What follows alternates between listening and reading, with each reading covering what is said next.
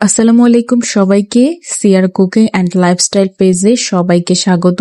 তো এই ছোট্ট বেবি ড্রেসটা আজকে আপনাদের সাথে সেলাই করে দেখাবো। এই ড্রেসটা আমি একদমই টুকরা কাপড় দিয়ে বানিয়েছি।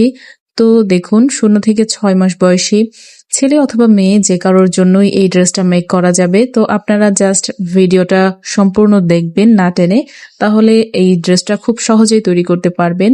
তো তার জন্য আমি যে কাপড়গুলো কেটে নিয়েছি, তো এই কাপড়টা যেহেতু সালোয়ারের সাইড থেকে যে কাপড়টা বাঁচে, আমি কিন্তু সেই কাপড়টা থেকে কাপড় কেটে নিয়েছি। এই জন্য এখানে আমার 4 পার্ট হয়েছে।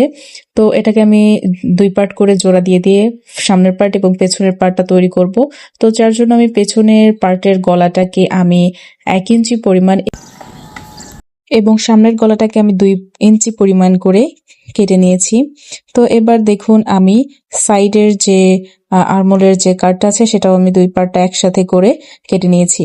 এবার আমি যেহেতু সামনের পার্টটা আমি খোলা রাখবো, তো যার জন্য পেছনের পার্টটা আমি মাঝখানে জোড়া দিয়ে একসাথে করে নিয়েছি। এবার সামনের পার্ট এবং পেছনের পার্ট দুইটাকে কাঁধের সাথে জোড়া লাগিয়ে নেব। তো এবার আমার 2 পার্ট জোড়া লাগানো হয়ে গিয়েছে।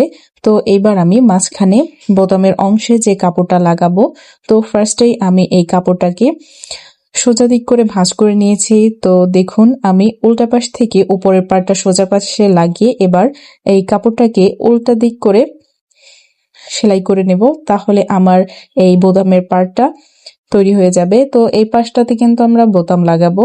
সাইড দিয়ে আমি আরো একটা ডাবল সেলাই দিয়ে নিচ্ছি, তাহলে কিন্তু দেখতে অনেক বেশি ভালো লাগবে। এবার আমি অন্য এক পাশে কাপড়টা লাগিয়ে নিচ্ছি, যেখানে আমার বোতামের ঘাতটা সেলাই হবে সেই পার্টটাতে আমি এই কাপড় দিয়ে সেলাই করে নিচ্ছি। এইবার আমি গলায় যে পাইপিংটা লাগিয়ে সেলাই দেব, তার জন্য পাইপিংয়ের কাপড়টাকে আমি উল্টা দিক থেকে সম্পূর্ণ কাপড়টা ঘুরিয়ে ঘুরিয়ে এভাবে সেলাই করে নিচ্ছি। এবার মাঝখান থেকে কয়েকটা কাট করে নেব, তাহলে আমাদের উল্টিয়ে ভাঁজ দিয়ে সেলাই করতে সুবিধা হবে। এবার দেখুন আমি সোজা দিক রেখে কাপড়টাকে উল্টিয়ে ভাঁজ দিয়ে সেলাই করে নিয়েছি। এবার সেম একইভাবে আমি হাতার 2 পাশে কাপড়টাকে লাগিয়ে উল্টা দিক করে লাগিয়ে তারপরে সোজা দিক করে কাপড়টা ভাঁজ দিয়ে সেলাই দিয়ে নেব। তো দেখুন এইভাবে কিন্তু আমার 2 পাশের কাপড়টা লাগানো হয়ে গিয়েছে। তো এবার আমি কাপড়টাকে উল্টা দিক করে 2 পাশটা খুব সুন্দর করে সাইড দিয়ে একদম 1/2 ইঞ্চি পরিমাণ কাপড় রেখে আমি 2টা পাশে ডাবল করে সেলাই দিয়ে নেব। তো দেখুন আমাদের জামা কিন্তু অলরেডি তৈরি হয়ে গিয়েছে।